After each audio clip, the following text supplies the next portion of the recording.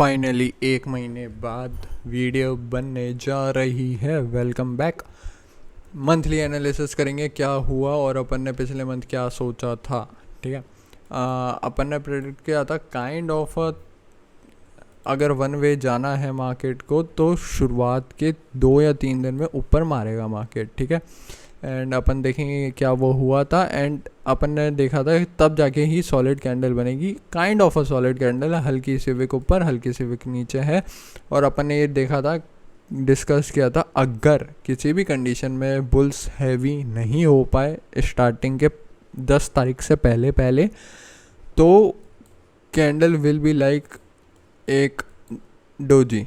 ठीक है, अब क्या हुआ था वो देखते हैं।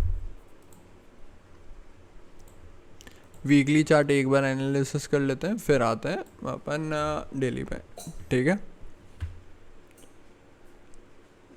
Weekly starting first week of June was solid ऊपर। ठीक है, एंड अगले दिन मतलब अगले मंडे को भी गैप अप खुला, वहाँ से पूरी सेलिंग आई है एंड वहाँ से फिर से बायर्स ने सपोर्ट लेके ऊपर लेके गए। तो that means this is the main support. 24,400 is the main support, जो कि अपन ने डिस्कस भी कर रखा था। ठीक है, एंड एज ऑफ नाउ अपन यहाँ पे जुलाई का फर्स्ट वीक कंप्लीट होते हुए। ठीक है, डेली चार्ट आके देखते हैं अपन, एग्जैक्टली जून डिस्कस करते हैं क्या हुआ। जून में जब मैं लास्ट वीडियो बनाया था, this was the thing, and अपन ने डिस्कस करा था शुरुआत में ऊपर चले गया। तो दैट मीन्स बुल्स पूरे मंथ थोड़ा ट्राई करते रहेंगे एंड वहाँ से अगले वीक में स्टार्ट होके सेलिंग आई। ठीक है, गैप अप के बाद भी सेलिंग नीचे, एंड यहाँ पे सपोर्ट पे मतलब यहाँ पे जिनके एसएल थे वो गैप डाउन में एसएल चले गए थे उन लोगों के। एंड उसके बाद सीधा बुल्स पूरा एक सॉलिड कैंडल लेते हुए आए एंड इसका ओपन एंड लो सेम था, मतलब every one is ready to bye.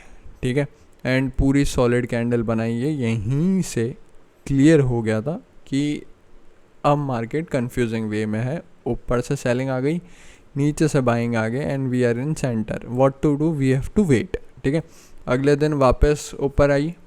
अगर इस पूरे पार्ट का देखो, इस पूरी रेड कैंडल का देखो, तो ऑलमोस्ट 50% तक आ गई थी।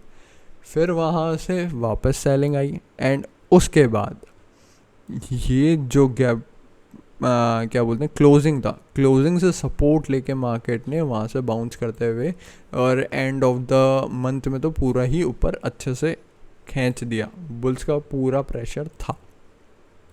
ठीक है, ये तो हो गया जून। अब जुलाई स्टार्ट हुआ है एंड अपन को क्या देखने को मिल रहा है, इंडिसिसिवनेस स्टार्टिंग से। इंडिसिसिवनेस कैसे, first candle doji, second candle ऊपर खुली नीचे आ गए, थर्ड कैंडल नीचे खुले ऊपर गए फिर नीचे आ गए। ठीक है, फोर्थ कैंडल नीचे गए फिर ऊपर क्लोजिंग आ रही है। अब छोटे टाइम फ्रेम में आके देखते हैं क्या होने की पॉसिबिलिटीज़ हैं अब।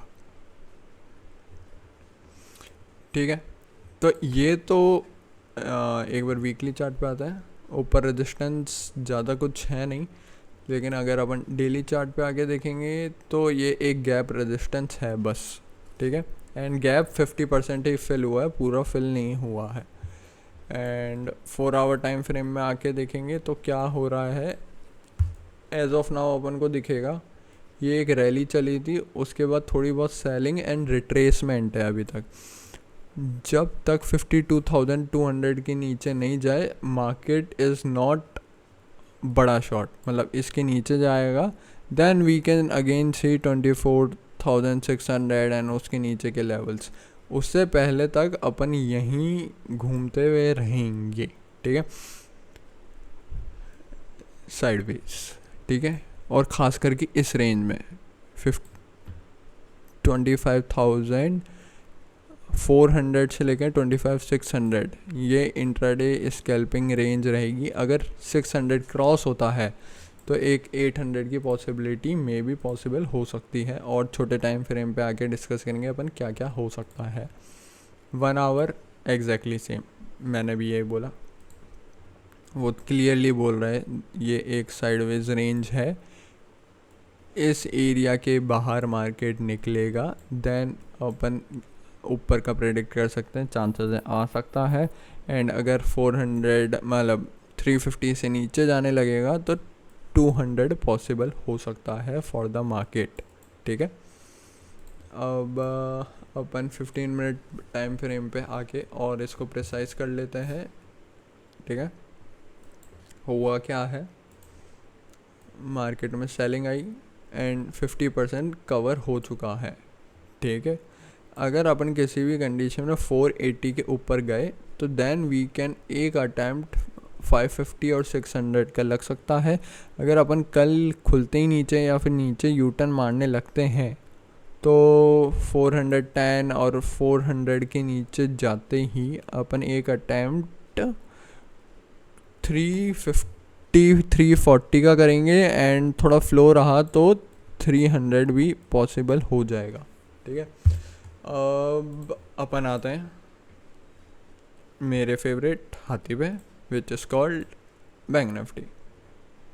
Bank Nifty monthly chart knew all time high है एंड इसमें भी ऑलमोस्ट सेम सी चीज़ हुई है। वीकली बैंक निफ्टी में वीकली चार्ट देखेंगे सेम, इसमें भी सेम, वो ऊपर गए फिर गैप अप खुला, वहाँ से पूरी सेलिंग आई एंड बुल्स ने सेव करके ऊपर लेके गए and 55,000 is the round figure level.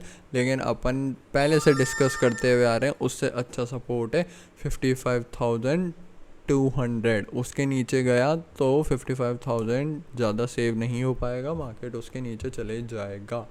And अब डेली चार्ट पे आके डिस्कस करते हैं क्या हुआ पूरे जून में। फर्स्ट वीक के एंड में ही एक सॉलिड कैंडल थी। ठीक है, एंड उसी के फ्लो में गैप अप खुला, गैप अप खुलने के बाद अपन धीरे धीरे नीचे आए एंड नीचे यहाँ पे सीधा सपोर्ट मिला। क्यों सपोर्ट क्यों मिला? ठीक है, क्योंकि वहाँ सपोर्ट था, क्योंकि वहाँ पे सपोर्ट था। कौन सा वाला मैं बता देता हूँ, ये एक रेजिस्टेंस था जिसको यहाँ पे 3-4 दिन सपोर्ट बना लिया गया था मार्केट ने एंड उसके नीचे खुला था। तो मतलब यहाँ पे जिन लोगों के एसएल थे वो चले गए यहाँ पे। ठीक है, एंड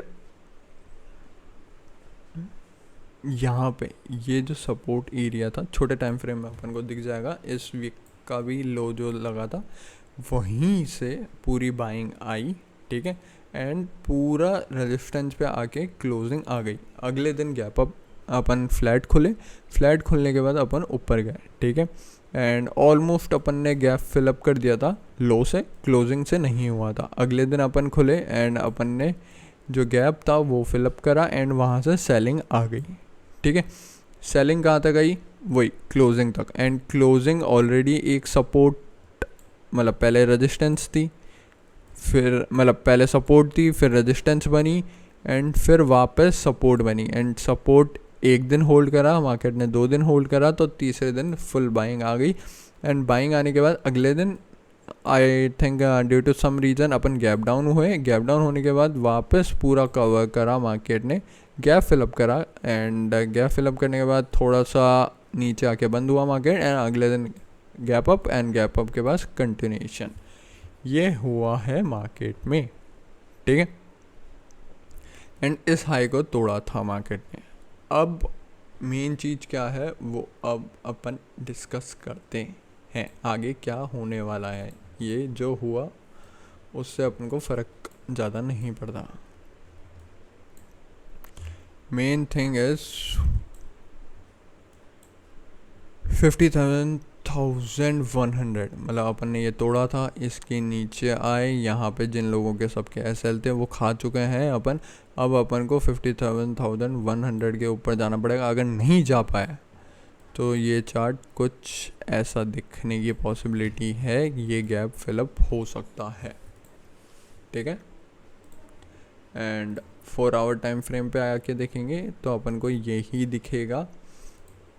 कि पहले ये एक रैली हुई, वहाँ से अपन ने प्रॉफिट बुकिंग करी, बट अपन पिछले वाले हाई के नीचे आए एंड यहाँ पे सबके एसएल लिए एंड क्लोजिंग ऊपर करी है। अब अगर इसको कंटिन्यू करना है तो कल फ्लैट खुल के ऊपर जाना चाहिए अपन को। अगर नहीं करना है मार्केट को तो फ्लैट खुल के हो सकता है थोड़ी देर रोए एंड उसके बाद धीरे धीरे मेल्ट डाउन करे। एंड कंफर्मेशन कहाँ पे आएगी? मार्केट नीचे जा रहा है विच इज़ अराउंड 56,400। इसके नीचे ज़्यादा बड़ी सेलिंग आएगी। मिनिमम